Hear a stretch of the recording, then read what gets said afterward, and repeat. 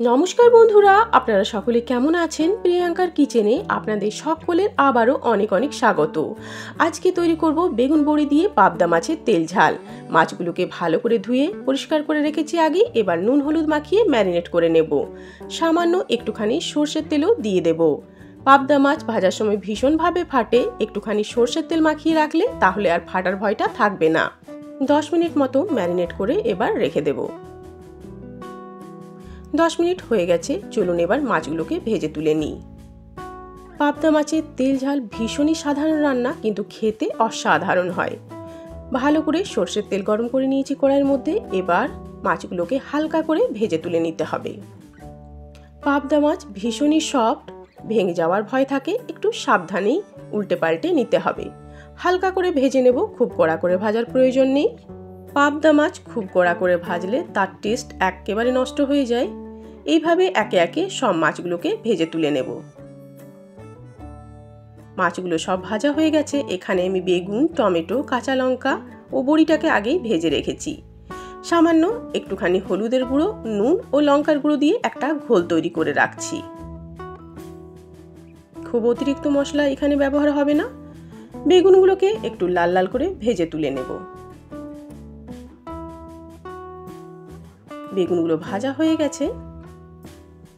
এবার ওই তেলের মধ্যে দিয়ে দেব আমি কালো জিরে। কালো জিরের ফ্লেভারটা এই রান্নাতে খুবই ভালো আসে। একটা টমেটো কুচিয়ে দিয়ে দিলাম। টমেটোটাকে একটু ভাজা ভাজা করে নেব। আর দিয়ে দিলাম চেরা কাঁচা লঙ্কা। এবার নুন, হলুদ, লঙ্কা গুঁড়োর যে ঘোলটা তৈরি করে রেখেছিলাম সেটা দিয়ে দিলাম। এবার মশলাটাকে ভালো করে কষিয়ে নেব। এর মধ্যে হাফ চামচ মতো এভারেস্টের আমি সবজি মশলার গুঁড়ো দিচ্ছি। এতে পাবদা মাছের তেল ঝালটা খেতে আরও বেশি ভালো লাগবে। মশলাটা কষানো হয়ে গেছে।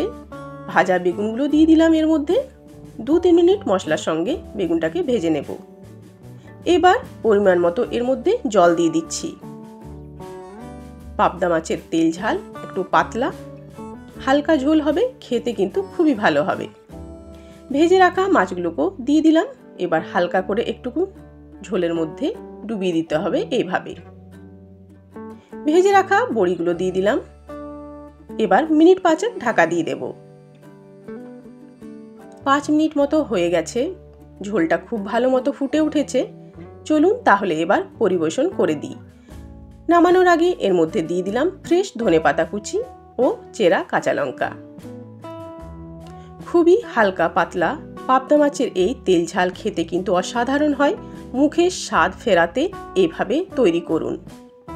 শরীর খারাপ থাকলে এইভাবে পাতলা পাবদা মাছের তেল ঝাল শরীরের পক্ষেও কিন্তু ভীষণ ভালো। তাহলে এই রেসিপিটা আপনাদের কেমন লাগলো অবশ্যই জানাবেন। ভালো লাগলে লাইক, কমেন্ট, শেয়ার করবেন। আর প্লিজ আমার চ্যানেলটাকে সাবস্ক্রাইব করবেন।